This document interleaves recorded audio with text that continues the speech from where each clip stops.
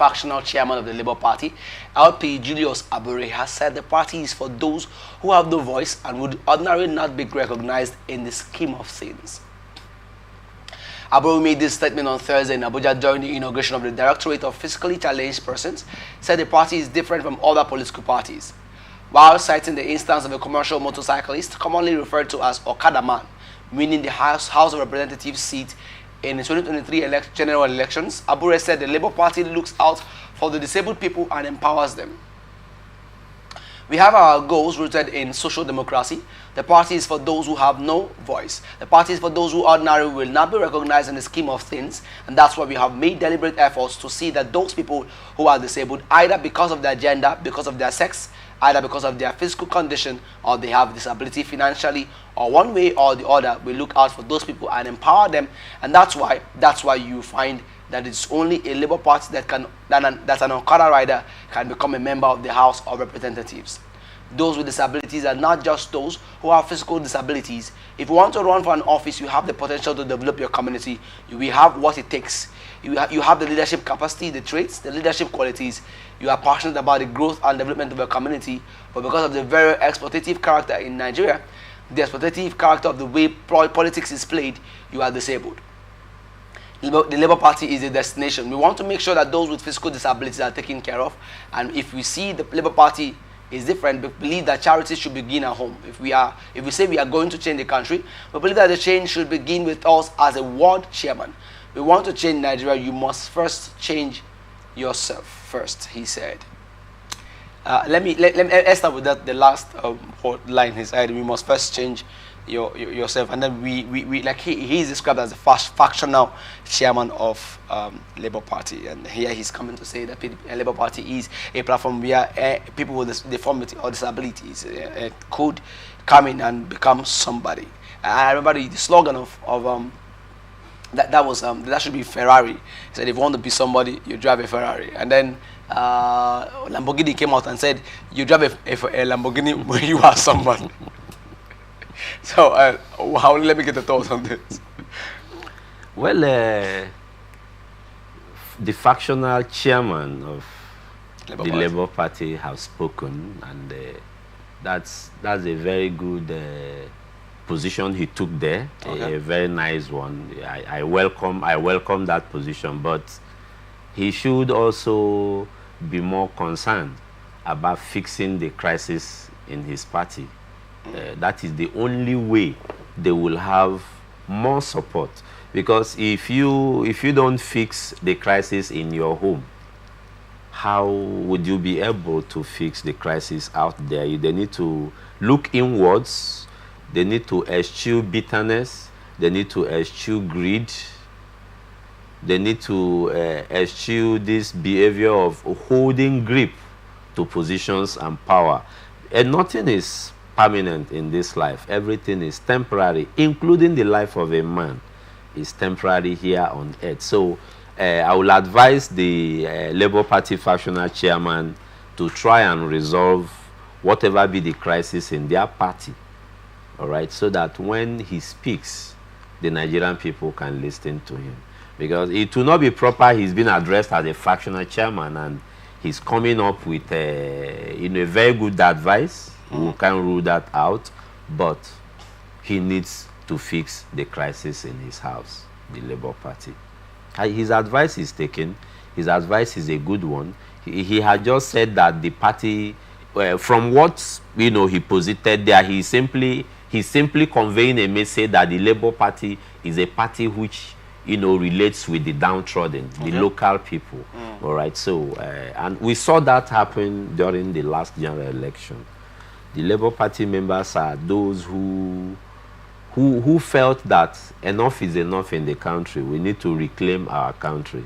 And believe me, what happened 2020 general election was a sign, a positive sign, that Nigeria is heading towards that stage wherein we can say, okay, enough is enough.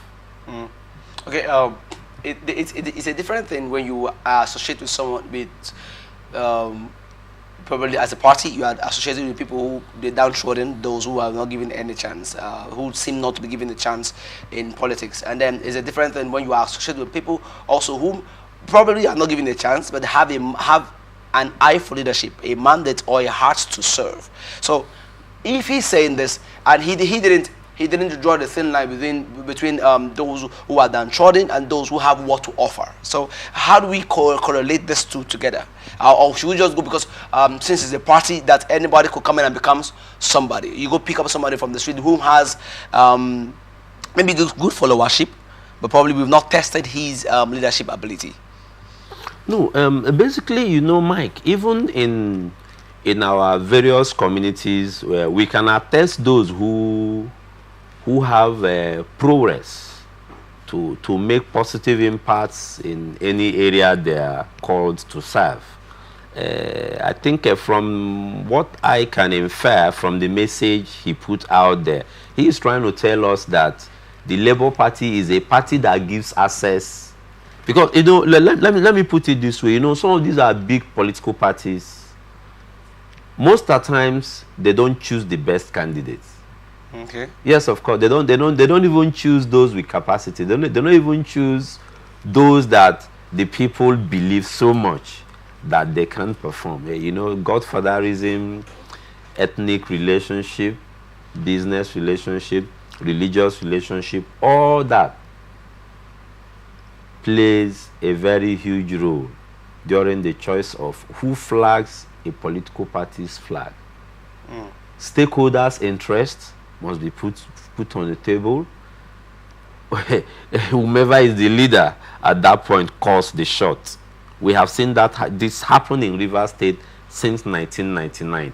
During the time of the 1999 election, Chief Marshal Harry called the shot. He fielded Sir Dr. Peter Odili.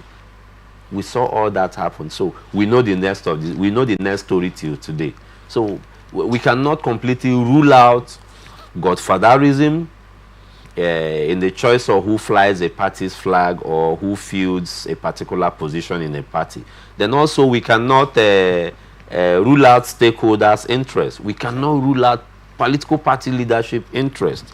There are so many interests that comes to the table that must be satisfied before the party can say, okay, we are working for this particular person to fly our flag. But what Abure is trying to convey to Nigerians is that no matter who you are, you can access the table. That's exactly what I understood in that message. He made us understand that the doors of Labour Party is open to everyone. Okay. Okay, it's open to everyone. So long as you think you have something to offer the people, come. Labour Party welcomes you. But that does not rule out the fact that there are no internal mechanisms, you know, of choosing these persons. Okay. They must look at qualification. They must look at your antecedents. Have you had any leadership role in the past? How did you dispense this role? Did you, when you finished with this role, were you accountable to the people? You know, this is one pertinent question that Nigerians, we basically don't like looking at this area of accountability. Okay. You see somebody who has held a position of trust. That person will vacate office without even a handover note. That person will vacate office without preparing a smooth transition to the incoming administration. You see them just vacate. I mean, I think it's high time in this country the National Assembly should help us codify some of these things, put them into the laws of the land. Let it be constitutional that whomever holds any position, no matter how little, from the councillor down to the president, you are accountable to the people. When you finish your tenure, you must, for example, here in Rivers State, a former governor sometime vacated the seat without leaving a handover note. we know the person, I don't want to call anybody's name, without handing over properly to the incoming governor. That is wrong. It's very wrong what our political class do. But I believe moving forward, politically in Nigeria, things will begin to take shape, because Nigerians are out now to look at a spade and call it a spade. We can no longer be deceived. You want political office, you must work for it. You must earn the trust of the people. The people must vote you in. We must give you our mandate to serve. That era, I see it happening, I see it coming in this country, that a time shall come when the political bourgeois will dish out their money during elections and the people will pocket their money and still do their wish. I see that happening in this country. So, political fathers out there, political brothers out there, you want positions, work hard for the people. At least if you are given an appointment, deliver on that mandate, account to the people. Tell us how well you administered that office. If monies were received, tell us how much you received and how much you have expended and what is left. See, Mike, this is becoming a trend, even in our local churches. Committee members, you know, church will give you an assignment, deliver on this. They will deliver no report, no feedback. That is very wrong. And tomorrow, they will transcend to the bigger society. So we must stop it at this stage. Accountability, it's a very big challenge in our polity. If we don't hold political office holders accountable, I wonder what the society will become in the nearest future. Let me throw a typical example without whose ox is God. The caretaker member, the illegal caretaker members that served during the time of the suspended governor. We had billions of naira dished out to them to administer their various LGAs. Time come, they vacated office. No one came on air. No one, even before handing over to the next one, say, look, oh, I received so amount, oh, we spent so amount, and this amount is left. We did not find one. The elected chairman, the ousted chairman came in. Billions were released. Has any of them come on air to tell the people, I was elected so day as the chairman of so local government? I received, the first month I received, because from records, the allocations were good. At some point, the allocations were better. You see a small local government receiving as huge as 700, 800 million. Some even got 1-point-something billion monthly. What did they use the monies meant for the people to do? They didn't do nothing. Visit them, they bought big houses for themselves, big cars for themselves. But this is money meant for the grassroots people. Nobody is asking questions. EFCC is not knocking at any of their doors. But we see what EFCC is doing out there. Rascally chasing the Yahoo boys. I have perused the EFCC Act, page by page, countless times. When you peruse the EFCC Act, you know that they have disappointed Nigerians. That agency should be scrapped. As far as I'm concerned, they are not adding any value to the system. They are not. They are only after Yahoo boys. When they get them, they insist on them doing plea bargain. That's the current trend now. They insist on them doing plea bargain.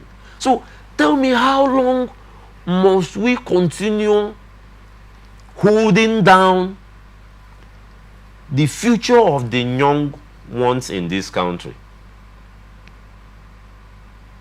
It's a very serious concern, and I believe you guys in the media have a bigger role to play. The EFCC searchlight is only beamed now on Yahoo boys.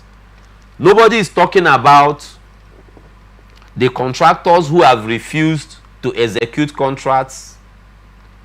Nobody is talking about governors, former governors who have stolen the wealth and future of the state in their various states. We have cases like Godwin Emefiele's. One out of how many? Mike, one out of how many? We have cases littered everywhere. How many convictions have EFCC? High profile. We are talking of high profile convictions. We also have had Alison Diaz and his case also. Mike, how many out of the numerous number? That's what we are saying. Considering the powers given to EFCC, I think they need to do more. They need to do total overhaul. And I believe also the federal government need to look inwards, because corruption is beginning to brew in that agency. They need to look inwards. All the big men who stole away our money, what has happened to them? We are here in this country when crocodiles swallowed money. Monkeys even swallowed money in this country. Till date, we couldn't find that particular monkey. That monkey is still a whole.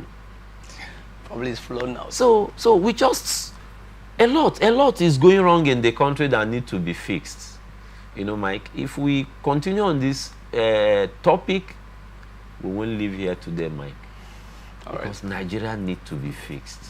And it's been fixed. It's been fixed. Thank you for your opinion on that story. Move on.